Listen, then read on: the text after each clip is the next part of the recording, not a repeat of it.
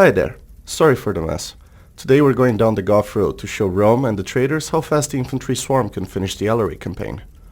The campaign is divided into 5 chapters: kill the Romans, burn Greece to the ground, burn North Italy to the ground, burn Rome to the ground, and burn Spain to the ground. Sounds tasty.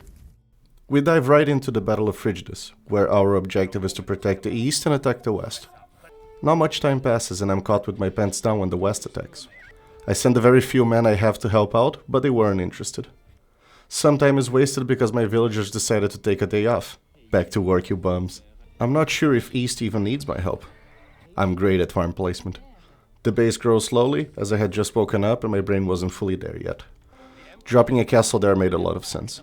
After fully waking up, I put together an army and start the march towards the Franks. This doesn't look very good. The ram is very slow, but it does the job. Thanks, ram. We move the army to West base.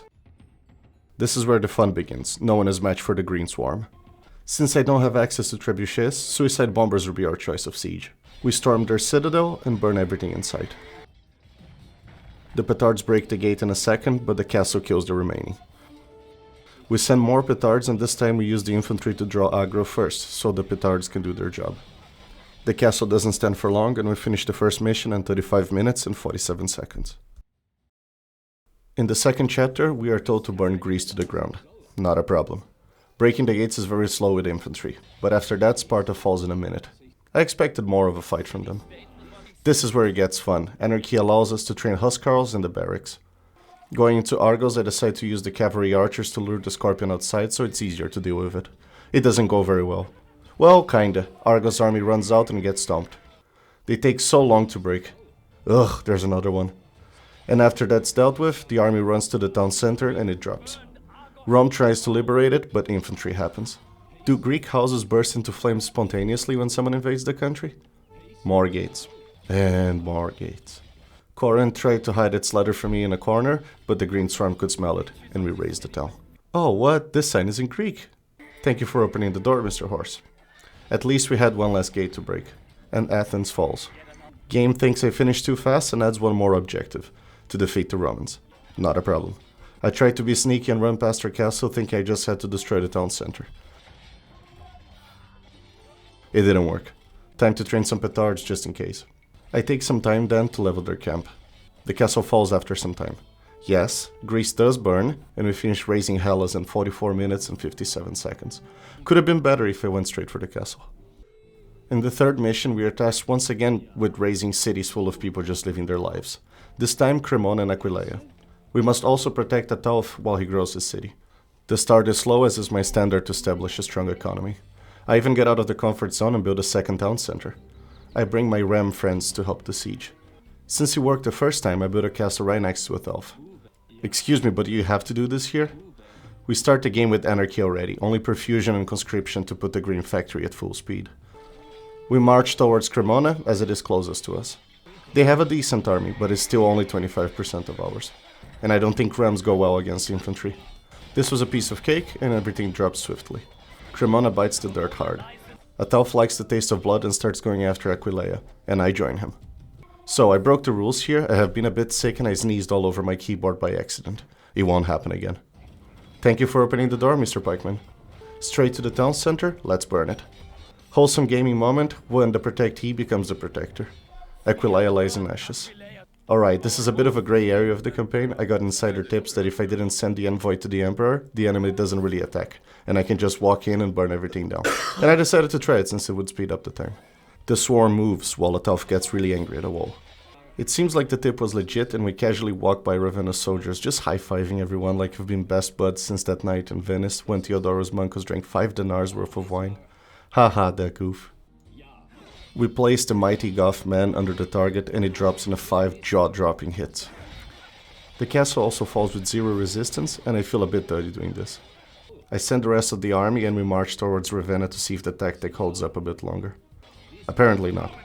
And an unexpected victory. I think I just had to destroy the traders' camp. Final time, 50 minutes and 14 seconds. Exactly what you would expect from the name. The giant falls put us to siege Rome and destroy 12 of their castles with the help of our best buddies, Ataulf and the Visigoths. I didn't want to waste time and dropped a quick town center and a castle in their faces. The Visigoths are out for blood and run at the Roman walls in a minute and a half. Assails the walls, man! Alaric God, this accent is gonna get old fast.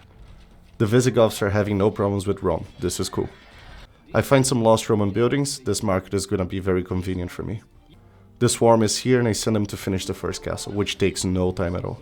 Second castle drops us fast and we barely lost any units. How is this allowed in the game? Game thinks we are struggling and gives us military buildings inside Rome. Are they nuts? Thank you for opening the door, Mr. Skirmisher. Trebuchets get to work on the nearest castle and it becomes the third castle to fall. I then realize I forgot about Ataulf completely on the other side of the map, and flare him to launch the attack on Rome. Meanwhile, the green swarm surrounds the fourth castle. I don't think flaring Ataulf did anything. 4 down, 8 to go. The Visigoths send a ram to help with the fifth castle, and the help is very much welcome, for it falls quickly. Now I realize Ataulf would just sit there idly until some units go poke him in the ribs and send 2 infantry his way, which turns out to be a pointless move since the front gates fall to my soldiers anyways. for a sec, Alaric. I am glad that you could join us. No, I am glad you could join us finally. Visigoths have finished researching water walking. Oh cool, they added the Colosseum. Half of the castle is down. We suffer some casualties. I wonder why there's no fog of war in this corner of the map. Castles are dropping like they're made of paper. Ataulf is not fucking around and takes one by himself. Huskarls are such cool units. Ataulf takes another one, and I wonder if they would win without any of my help. The 10th castle is much better fortified and will take some time to build up the attacking forces. A giant mosh pit starts in front of the gates. Somehow Ataulf drops 2 more castles and the mosh pit becomes the final defense for Rome. I didn't really have to do anything to win this scenario. This looks so stupid. The gates break and the swarm gets 2 colors added. Rome is no match for 1,000,000 Huskarls. This was brutal. I've never seen so many units in a game. Scenario ends in 1 hour, 1 minute and 34 seconds. The final act of Alaric's campaign tells us to build a castle in each of the established cities in the mainland of the map. As a secondary objective, we are told to eliminate the traitor Sarus, which we shall do with pleasure. But never come back! Wow, so rude. As typical of the campaign, we find some shit permanently on fire, and I decide to build our base there. The start is slow because I had a fever and I had been doing this for about 3 hours at this point. But the settlement grows nice and easy. Bitch Tower gets taken down by the superior castle. I wonder what these houses are made of to be fire retardant and burn forever at the same time. The green swarm starts marching towards Sarus for some rightful spanking.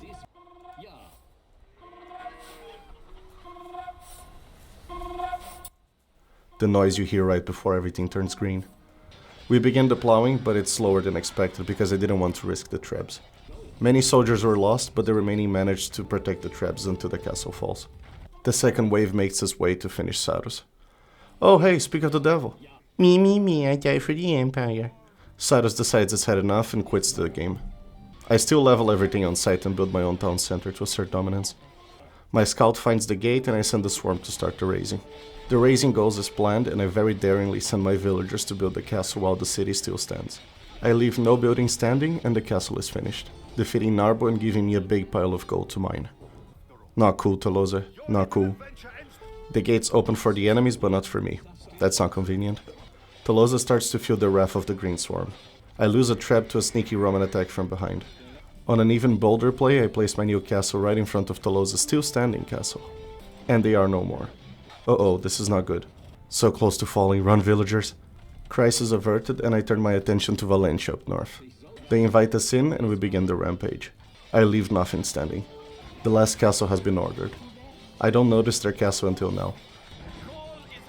The final castle is built while there still stands for maximum humiliation points and the Goths finally have a land to call their own in 1 hour, 20 minutes and 38 seconds. Total runtime? 3 hours, 32 minutes and 10 seconds. I now hold the second fastest time for the Alaric campaign, about 2 hours and a half more than the first.